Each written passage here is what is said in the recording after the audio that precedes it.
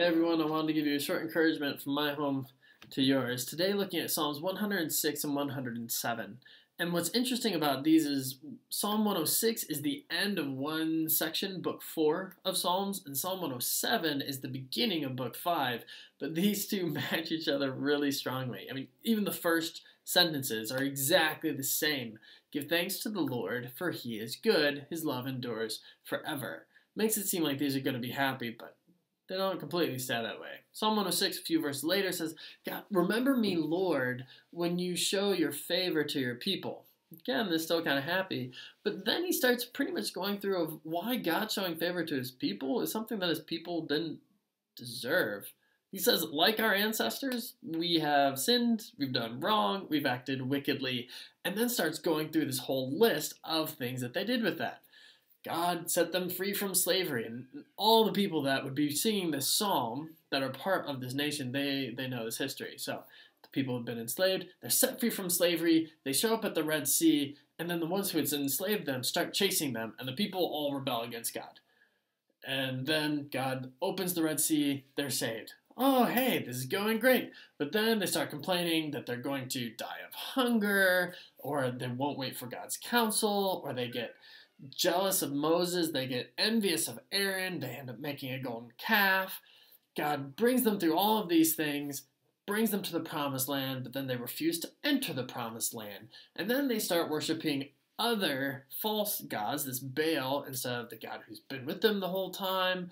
And then there was that time they complained about the water and that they weren't getting enough to drink. They eventually get into the promised land, but then they don't obey God and drive out all of these nations with their idol worship, including child sacrifice to demons. So they just keep not doing what God says. And the writer of Psalm 106 just keeps hitting each time, like, you had this, and then that, and then that, and then that, and then that. And at the end just says, again and again, God rescued them, but they chose to rebel against him. It's not this great history as far as how well they did. And Psalm 107 follows a similar thing. Begins, give thanks to the Lord, for he's good, his love endures forever, and then goes through these at least 4 different scenarios of when the people needed God's help and got it. For one of them, he said, man, they were wandering in the wilderness, they were hungry and thirsty and about to die, and they cried out to the Lord, and he rescued them.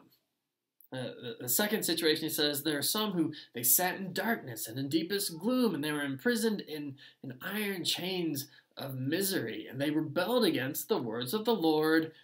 Didn't go well until finally they said, Lord, help, and the Lord rescued them, saved them from their distress.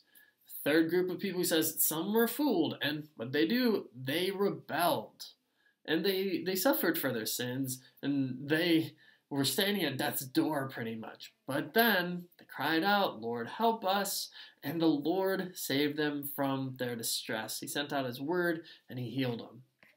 Number 4, he says, there are people who, they went off to sea in ships, and they were doing trading that way, and they got to see God's wonders out there on the water, and yet they end up being terrified that they're going to die. They cry out, Lord, help, and he saves them in their distress. So both Psalm 106 and Psalm 107 keeps having this, we keep getting ourselves into trouble. God keeps saving us.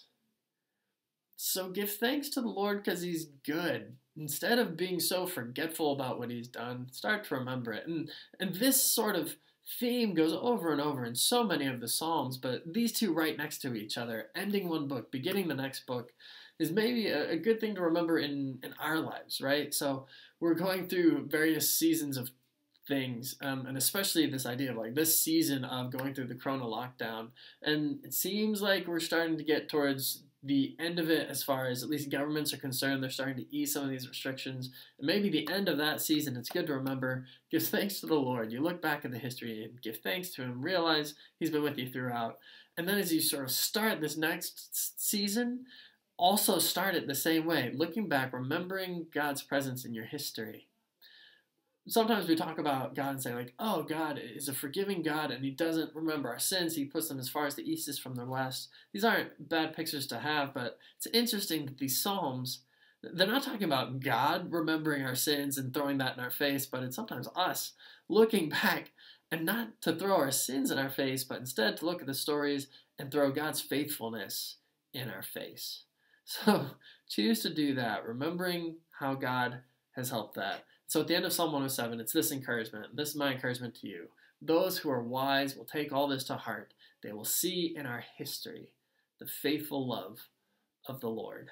May you take your history to heart and see the faithful love of the Lord.